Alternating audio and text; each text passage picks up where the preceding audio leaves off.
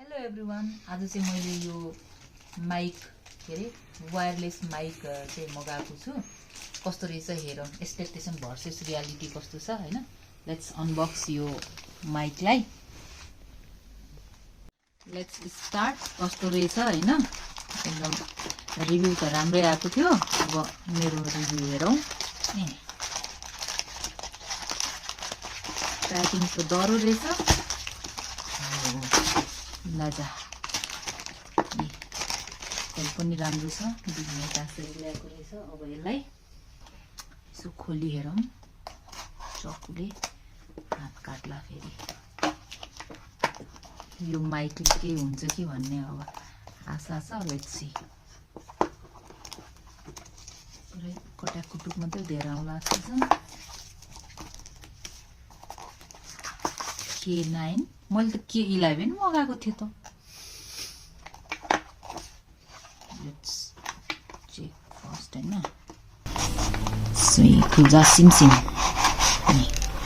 Double छ। Okay fine हैन।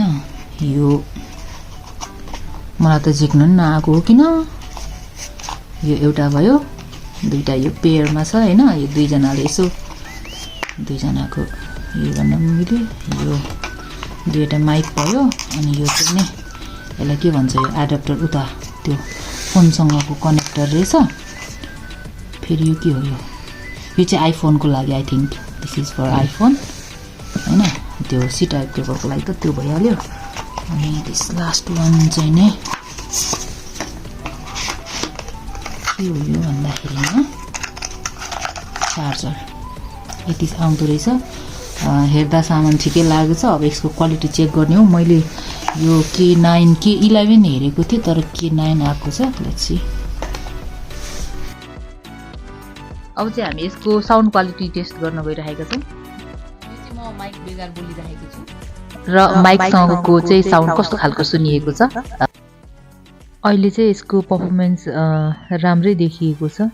हेरौँ लङ लास्टिङ कतिको हुन्छ कि हुँदैन, अब पछि थाहा हुन्छ। तर अहिले चाहिँ मलाई मन पर्यो। मगाउन चाहिँ मैले K11 मगाएको थिएँ, K9 आयो। त्यही पनि ठिकै लाग्यो।